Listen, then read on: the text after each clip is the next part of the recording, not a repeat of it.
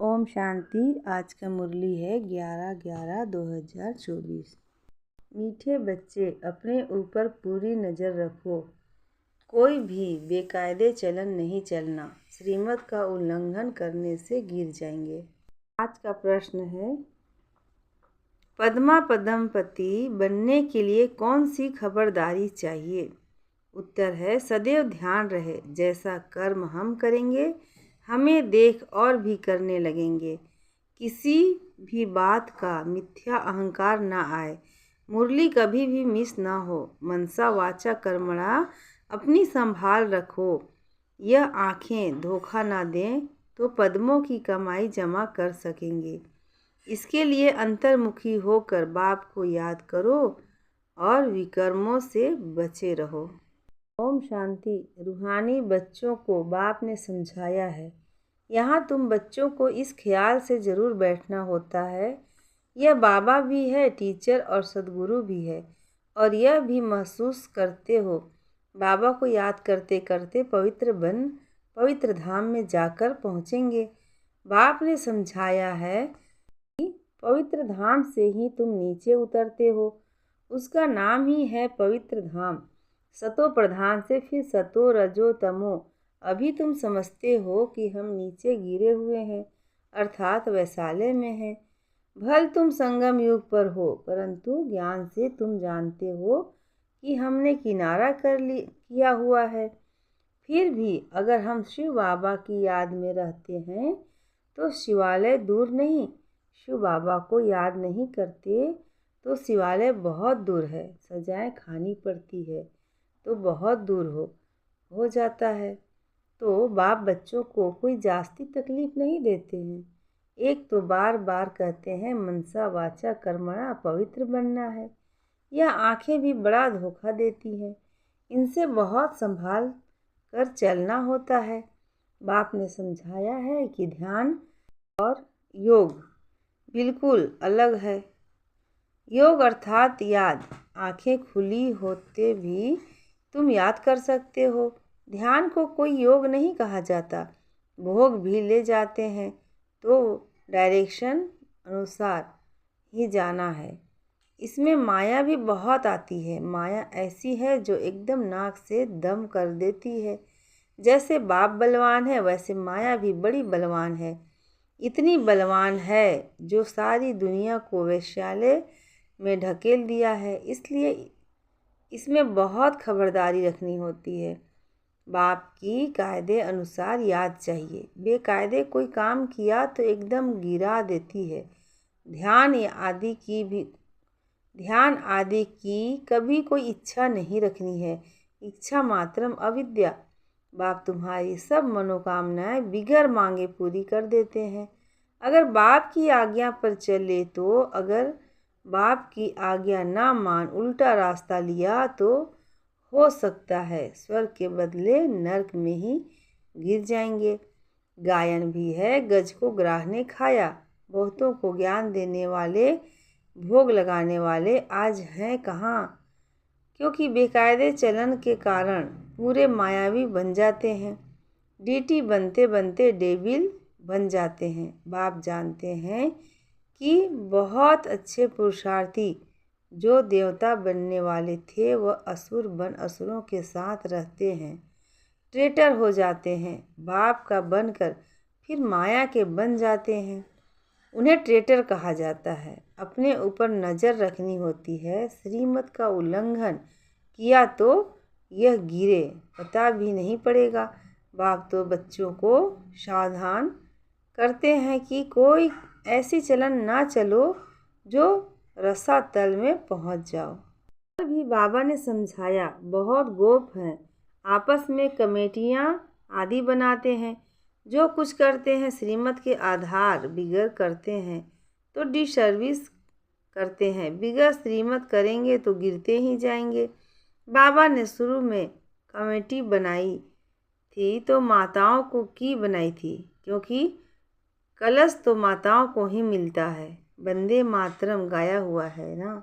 अगर गोप लोग कमेटी बनाते हैं तो गोप तो गायन नहीं है। श्रीमत पर, नहीं तो माया के जाल में फंस पड़ते हैं। बाबा ने माताओं की कमेटी बनाई है, उन्हों के हवाले सब कुछ कर दिया। पुरुष अक्सर करके देवाला मारते हैं, स्त्रियां नहीं, तो बाप भी कलश माताओं पर रखते हैं। इस ज्ञान मार्ग में माताएं भी देवाला मार सकती हैं। पद्मा पदम भाग्यशाली जो बनने वाले हैं, वह माया से हार खाकर देवाला मार सकते हैं। इसमें स्त्री पुरुष दोनों देवाला मार सकते हैं और मारते भी हैं। कितने हार खाकर चले गए। गोपा देवाला मार दिया ना।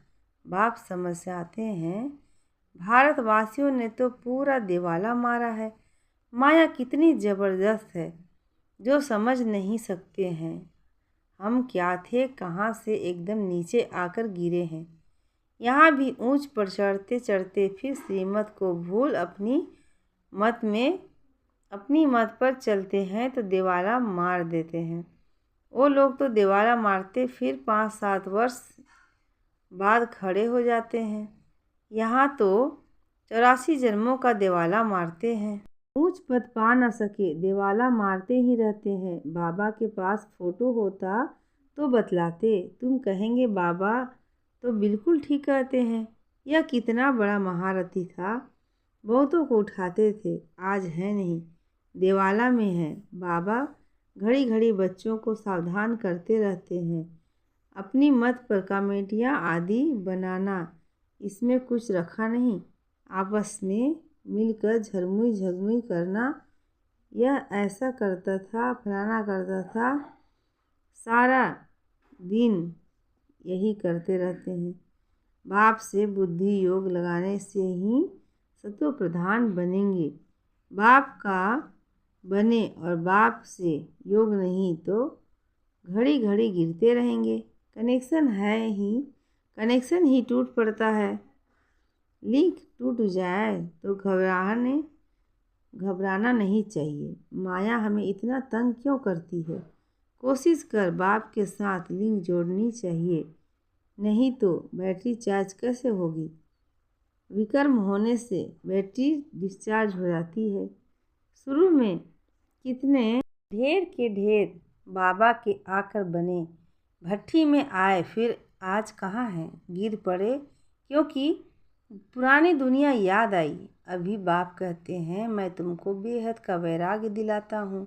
इस पुरानी दुनिया में से दिल नहीं लगाओ, दिल स्वर्ग से लगानी है। अगर ऐसा लक्ष्मी नारायण बनना है तो मेहनत करनी पड़े। बुद्धि योग एक बाप के साथ होना चाहिए। पुरानी दुनिया से वैराग्य, सुख धाम और शांति धाम को याद करो। जितना हो सके उठते बैठते चलते फिरते बाप को याद करो। यह तो बिल्कुल ही सहज है। तुम यहाँ आए ही हो नर से नारायण बनने के लिए। सबको कहना है कि अब तमो प्रधान से सतो प्रधान बनना है, क्योंकि रिटर्न जर्नी होती है। वर्ल्ड की हिस्ट्री ज्योग्राफी रिपीट माना नर्क से स्वर्ग, फिर स्वर्ग से नर्क। यह चक्र फिरता ही रहता है। बाबा ने कहा है, यहाँ सुदर्शन चक्रधारी होकर बैठो। इसी याद में रहो कि हमने कितने बार चक्र लगाया है। अभी फिर से हम देवता बन रहे हैं। दुनिया में कोई भी इस राज को नहीं समझते हैं। यह ज्ञान देवताओं को है नहीं, वह तो है ही पवित्र। उनमें ज्ञान ही नहीं। जो संग बजावें पवित्र हैं, उनको यह निशानी देने की दरकार नहीं। निशानी तब होती है जब दोनों इकट्ठे होते हैं। तुमको भी निशानी नहीं, क्योंकि तुम आज देवता बनते बनते कल असुर बन जाते हो। बाप देवता बनाते हैं, माया असुर बना देती है। बाप जब समझाते हैं तब पता पड़ता है कि सचमुच हमारी अवस्था गिरी हुई है। कितने बेचारे शिव बाबा के खजाने में जमा कराते हैं, फिर मांग कर असुर बन जाते हैं। इसमें योग की ही सारी कमी है। योग से ही पवित्र बनना है। बुलाते भी हो, बाबा आओ, हमें पतित से पावन बनाओ, जो हम स्वर्ग में जा सकें। याद की यात्रा है ही पावन बन उच्च पद पाने के लिए। जो मर जाते हैं फिर भी जो कुछ सुना है तो शिवालय में आएंगे जरूर। पद भल कैसा भी पाएं, एक बार याद किया तो स्वर्ग में आएंगे जरूर। बाकी उच्च पद पा ना सकें, स्वर्ग का नाम सुनकर खुश होना चाहिए। फेल हो पाई पैसे का पद पा लिया, इसमें खुश नहीं हो जाना। फीलिंग तो आती है ना, मैं नौकर हूँ, पिछाड़ी में तुम्हें सब साक्षात्कार होंगे कि हम क्या बनेंगे, हमसे क्या विकर्म हुआ है जो ऐसी हालत हुई है। मैं महारानी क्यों नहीं बनूं। कदम कदम पर खबरदारी से चलने से तुम्हारी पद्मा पद्मपति बन सकते हो। मंदिरों में देवताओं को पद की निशानी दिखाते हैं, दर्जे में फर्क हो जाता है। आज की रजाई का कितना दबदबा रहता है तो अलग अल्फ काल का, सदा काल के तो बन न सके। तो अभी बाप कहते हैं तुम्हें लक्ष्मी नारायण बनना है तो पुरुषार्थ भी ऐसा चाहिए। कितना हम औरों का कल्याण करते हैं, अंतर्मुख हो कितना समय बाबा की याद में रहते हैं। अभी हम जा रहे हैं अपने स्वीट होम में, फिर आएंगे सुख धाम में। यह सब ज्ञान का मंथन अंदर में चलता रहे। बाप में ज्ञान और योग दोनों है, तुम्हारे में भी होना चाहिए। जानते हो हमें शिव बाबा पढ़ाते हैं तो ज्ञान भी हुआ और याद भी हुई। ज्ञान और योग दोनों साथ साथ चलता है, ऐसे नहीं योग में बैठो बाबा को याद करते रहो और नॉलेज भूल जाए। बाप योग सिखलाते हैं तो नॉलेज भूल जाते हैं क्या? सारी नॉलेज उनमें रहती है। तुम बच्चों में भी नॉलेज होनी चाहिए, पढ़ना चाहिए। जैसे कर्म मैं करूँगा मुझे देख और भी करेंगे। मैं मुरली नहीं पढ़ूँगा तो और भी नहीं पढ़ेंगे। मिथ्या अहंकार आ जाता है तो माया झट बार कर देती है। कदम कदम बाप से श्रीमत लेते रहना है, नहीं तो कुछ न कुछ विकर्म बन जाते हैं। बहुत बच्चे भूले करते, बाप को नहीं बताते तो अपनी सत्यानाश कर लेते हैं। गफलत होने से माया थप्पड़ लगा देती है, बर्थ नॉट ए पेनी बना देती है। अहंकार में आने से माया बहुत विकर्म कराती है। बाबा ने ऐसे थोड़े ही कहा है।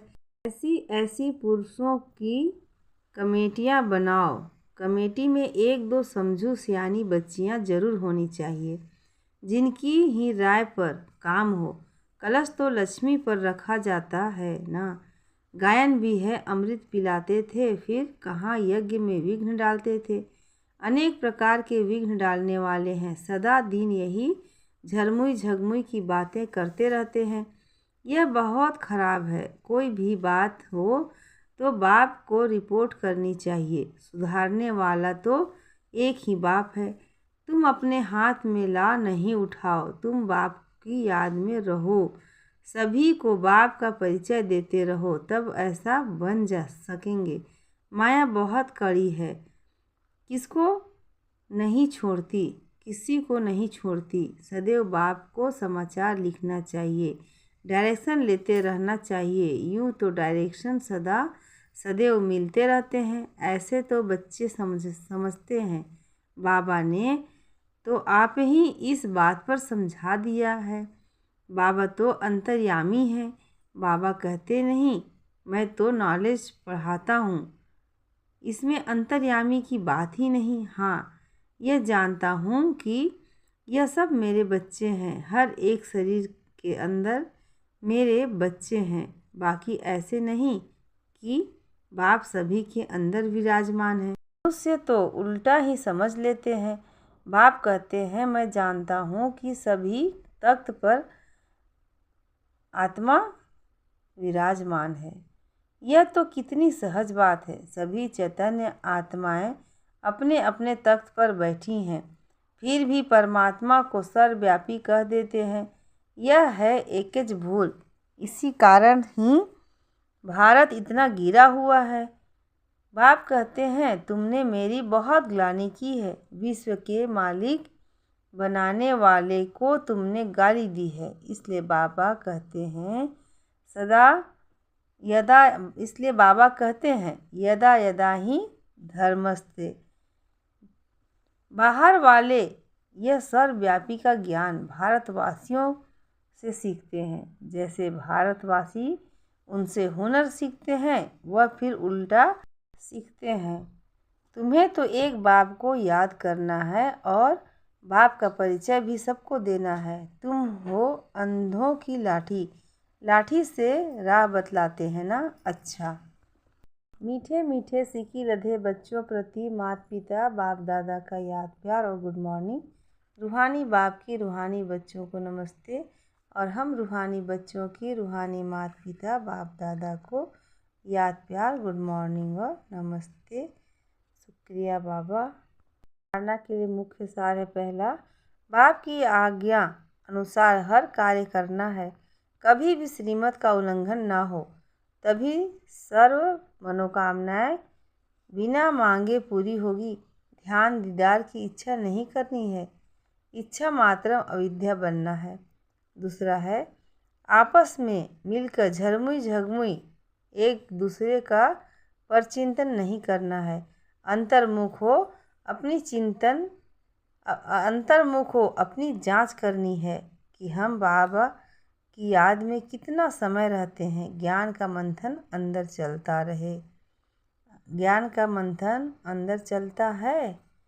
आज का वरदान है, हर आत्मा के संपर्क में आते सबको दान देने वाले महादानी वरदानी भव।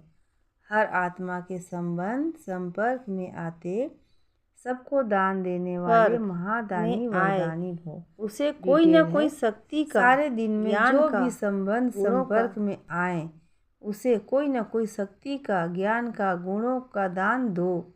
आपके पास ज्ञान का भी खजाना है तो शक्तियों और गुणों का भी खजाना है। तो कोई भी दिन बिना दान दिए खाली न जाए, तब कहेंगे महादानी। दान शब्द का रूहानी अर्थ है सहयोग देना। तो अपनी श्रेष्ठ स्थिति के वायुमंडल द्वारा और अपनी वृत्ति के वाइब्रेशन द्वारा हर आत्मा को सहयोग दो, तब कहेंगे महादानी वरदानी। आज का स्लोगन है, जो बाप दादा और परिवार के समीप हैं उनके चेहरे पर संतुष्टता, रूहानियत और प्रसन्नता की मुस्कुराहट रहती है। अच्छा, ओम शांति।